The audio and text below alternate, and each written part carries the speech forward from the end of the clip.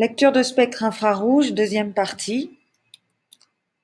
Dans la première partie, sur la lecture des spectres infrarouges, nous avons pu voir qu'en abscisse, on peut lire le nombre d'ondes qui correspond à l'inverse de la longueur d'onde correspondant à une radiation. Et sur l'axe des ordonnées, on peut lire la transmittance qui s'exprime en pourcentage. On peut voir deux zones sur ce spectre infrarouge, la zone d'empreinte digitale de ce côté, la frontière à 1500 cm-1 et la zone diagnostique qui nous intéresse.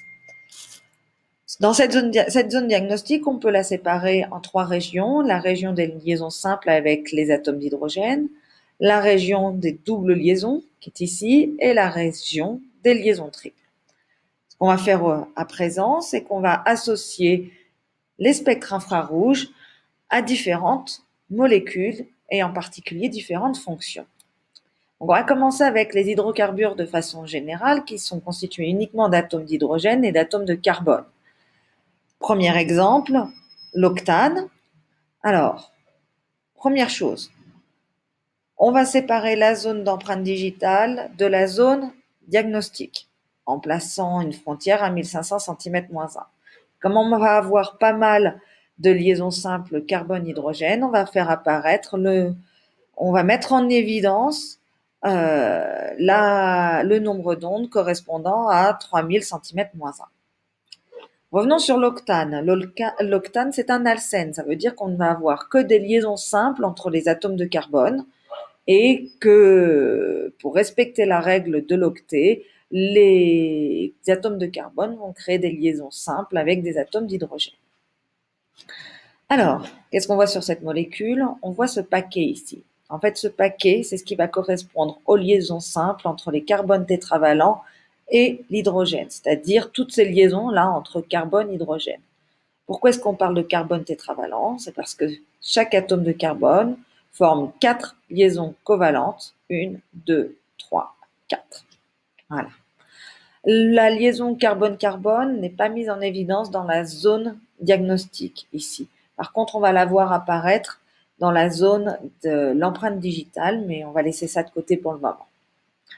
Passons aux alcynes. Alors, alcynes, c'est les atomes de carbone, mais on retrouve des atomes de carbone avec une liaison simple carbone-carbone. En revanche, on voit apparaître ici une triple liaison entre deux atomes de carbone.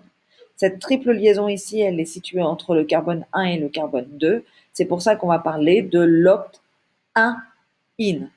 Oct parce qu'il y a 8 atomes de carbone sur la chaîne carbonée. Premier réflexe, on fait apparaître la zone d'empreinte digitale de la zone diagnostique.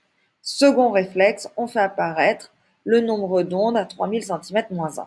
Et maintenant, ça va être beaucoup plus simple pour se repérer.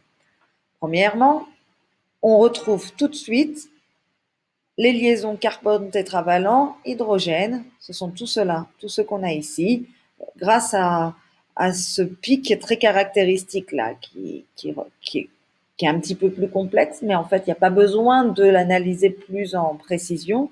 Dès qu'on le voit, on sait qu'il s'agit de la liaison carbone tétravalent hydrogène. Bon, ici, dans la zone des liaisons triples, on va pouvoir voir ce pic-là qui correspond aux liaisons triples carbone-carbone. On va confirmer la présence de cette liaison triple grâce à ce pic ici dans la zone des liaisons simples avec les atomes d'hydrogène, parce qu'on va voir apparaître la liaison carbone divalent hydrogène. En fait, c'est cette liaison-là qui est ici. On parle de carbone divalent parce que l'atome de carbone est relié à deux éléments chimiques distincts. Voilà pour les alcynes. On va passer aux alcènes. Même chose, mais à la place d'avoir une liaison triple, on va avoir une liaison double ici entre le carbone 1 et le carbone 2. D'où le nom oct-1-n. Premier réflexe, la zone d'empreinte digitale, la zone diagnostique, la radiation correspondant à 3000 cm-1, et une nouvelle fois, on voit apparaître les liaisons tétravalentes hydrogène. On va voir apparaître ici très proche de cette, juste à gauche en fait de 3000 cm-1, ce qui va correspondre aux liaisons simples entre un carbone trivalent et l'hydrogène. Il s'agit de ces liaisons ici, 1, 2 et 3. Alors, carbone trivalent, même chose parce que l'atome de carbone est lié à 3 éléments chimiques distincts. On continue. On va confirmer la présence de cette liaison double entre deux atomes de carbone, car dans la zone des liaisons doubles, on voit apparaître ce pic moyennement intense aux alentours de entre 1600 et 1700 cm-1. C'est ce qui va correspondre à la liaison double carbone-carbone. Voilà pour les hydrocarbures qui nous intéressent. J'ai quand même voulu introduire une autre famille qui correspond à la famille des cétones. Alors pourquoi on parle de famille des cétones? C'est qu'on va avoir une double liaison carbone-oxygène dans la chaîne carbonée, mais surtout pas en bout de chaîne. Alors on va le comparer avec le spectre des alcènes.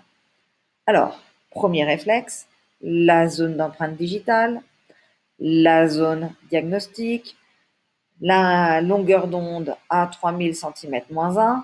Une nouvelle fois, on voit apparaître ce paquet là, cette radiation qui correspond aux liaisons simples carbone tétravalent hydrogène, comme ici. Dans la zone des liaisons doubles, on voit ce pic assez intense qui va correspondre à la liaison double entre un atome de carbone et un atome d'oxygène. En revanche, remarquez qu'ici, on n'a pas d'autres liaisons. Nous n'avons que des carbones tétravalents hydrogène. Il n'y a pas d'autres types de liaisons simples avec les atomes d'hydrogène. Ce qu'on peut faire, c'est une comparaison. Hop là, je reviens en arrière. Ici, on a la cétone, on vient d'analyser. Ici, on a l'alcène. Remarquez que les pics ne sont pas situés exactement au même endroit, ils sont un petit peu décalés.